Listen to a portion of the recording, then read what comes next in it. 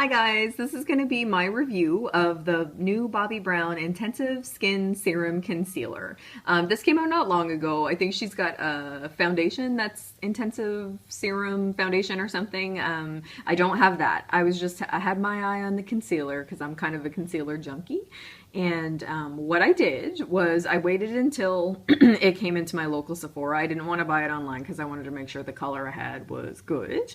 I did buy the lightest. I tested out like the two lightest shades, and after having it on my hand for a couple minutes, I decided that the Porcelain was the way to go. I am an NC15 in MAC shades, just so you know. And I did swatch a couple other concealers on my arm that I'll talk about in a couple minutes. I am by Natural Sunlight right now.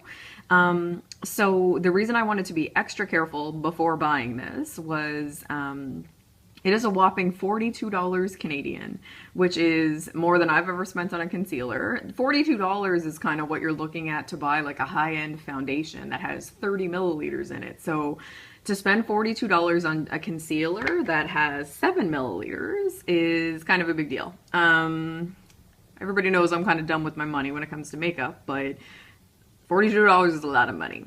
So the packaging looks like this. We'll see if I can zoom you in here. So it comes in kind of your standard Bobbi Brown black tube, and it has this neat little crest on the top in gold. The packaging actually feels quite weighty, and the top feels heavier than the bottom.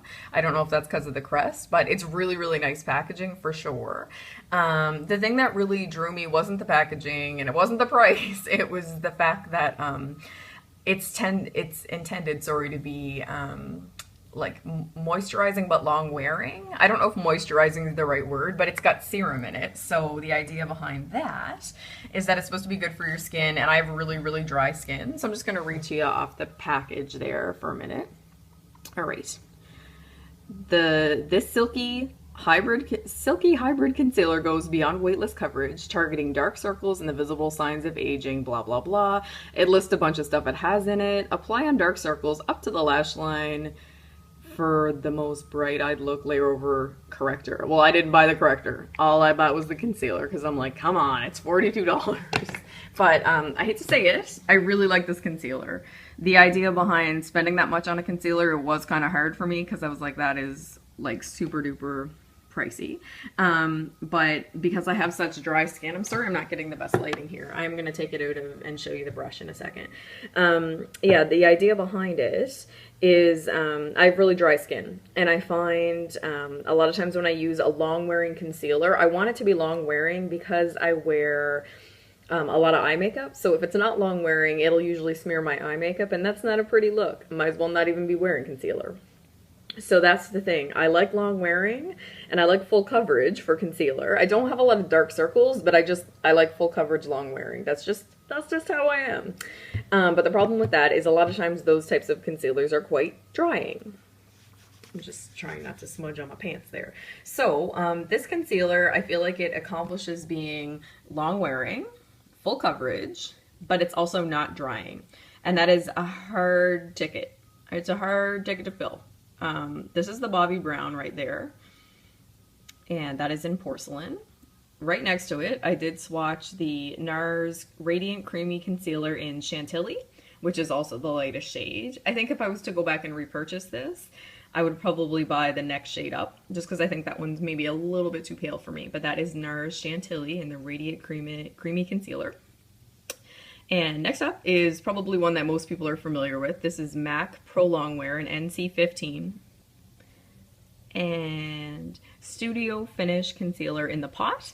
And that is also in NC15.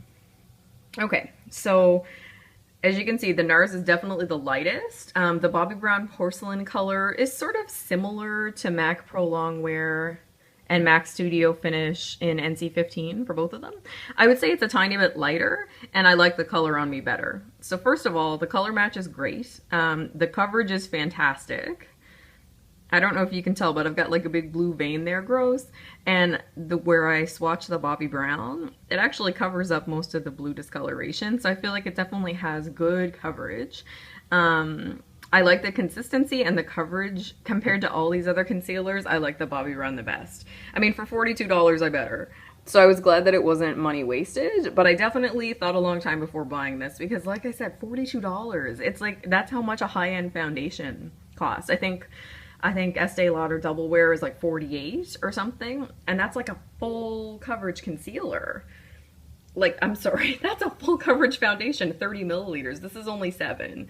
However, for people who really, you know, like their concealer, concealer is important. Sometimes I'll go with concealer and no foundation, so I really do like my concealer. So I sort of was able to justify buying it because I was like, well, it'll last a long time. I only really use it under my eyes. I don't have a lot of acne or anything like that. And I think this is intended to be used under your eyes just because in the description, it does talk about bringing it right up to your lash line under your eyes. That's not to say you can't use it other places. Like I said, the coverage is fantastic. And I really like this color match. I feel like it's got a little bit of warmth to it, so it's not too pink. A lot of times when I buy a light concealer, I feel like it goes sort of pink on me. This one doesn't do that. I'm just showing you next to your swatches, whereas, I don't know, the MAC Prolongwear and Studio Finish, it doesn't really look pink by the light, but it's definitely got more, I don't know. It's hard to say. I don't want to say they have pink to them because they are NC15, so not supposed to be pink toned. But I do find that this one just matches better. So yeah, unfortunately I do really like it. I know that that's not necessarily what everybody wants to hear because you don't want to waste your money, $42, jeez, on a concealer. I'm doing this one-handed, sorry. These reviews, I gotta figure out a way to get a better camera. Just gonna show you the little brush there. I am not going to swatch it again because this is really expensive, so I'm not going to like do unnecessary swatches. It's already swatched on my arm. Sorry, this review is kind of all over the place. But the brush is really, really nice. And just kind of your basic packaging there, 7 mils. So I'm going to compare prices for you because the next in line for pricing is definitely the Nars Radiant Creamy Concealer. That's this guy right here. It has 0.22 ounce of product in it, which when I looked it up online, it translates to about 6.5 mils. So very similar size-wise, just a tiny bit less than the Bobbi Brown. It also has a doe foot applicator. And this one is $36 Canadian. So it's close. For me, if I was to spend $36 on the Nars or $42 on the Bobbi Brown, I would definitely pick the Bobbi Brown. It's not enough of a price difference, and I like the concealer better. And I do find, you know, I might want to look for a better color match because I feel like this Nars one is a tiny bit too light for me, but even so, just the formulation I like better on the Bobbi Brown. So if you're kind of contemplating between the Nars and Bobbi Brown and you have dry skin, you might want to go for the Bobbi Brown. Try them both in person if you can, but if you're not able to try them in person, I would recommend the Bobbi Brown over the Nars. The Nars is a great concealer. It's got good coverage. It's just a little bit more dry under the eyes. It doesn't have that serum component. So if you're oily, you might like the Nars better, but if you're looking for a serum in your concealer, I think that Bobbi Brown's one of the only ones that actually has that. So it's definitely a new product. This is kind of gross, sorry, but this is my MAC Studio Finish concealer in the pot. And oh gosh, that's dirty, sorry, NC15. So that is $23 Canadian. So to compare, that's quite a bit less. That's like $20 less, basically. And that's a really nice concealer. It definitely has good coverage. I find it doesn't have the same staying power. I feel like if I put that under my eyes and then I put on my full makeup look, that it's going to smear a little bit. That's just me. I find a lot of stuff smears on me. It's definitely good coverage, just closing up on the Studio Finish there. It's a really nice concealer, and nobody's saying that you have to go buy this Bobbi Brown one. There's lots of concealers that will do the trick, but if I had to pick, I'd rather just buy the Bobbi Brown, spend $20 more, and just buy that one because I really like it, and I'm really hoping it'll last a long time because I don't want to have to buy that again anytime soon. Alright, and last in line was my MAC Prolongwear. This one is like a cult classic. Everybody loves this one. Or maybe I shouldn't say everybody, but a lot of people love this one for the coverage and how long it lasts. And it really does have good staying power. You can actually double the MAC one as, you can double it as like an eyeshadow base because it is so long wearing. It's like their Prolongwear foundation. The idea is that it's supposed to last. And it's great color match, don't get me wrong. I can't close up on that, sorry. Great color match for me, but it is drying a little bit under the eyes. I find it's a little bit easier for me to look the Crypt Keeper when I use something that's that drying. But anyway, it wasn't meant to be a review on all these other concealers. I really just wanted to compare for you, just so you could see them next in line, and I'm gonna run out of time. So sorry, Prolongwear, MAC Prolongwear Concealer is 9 milliliters, so it's a little bit more than the Bobbi Brown.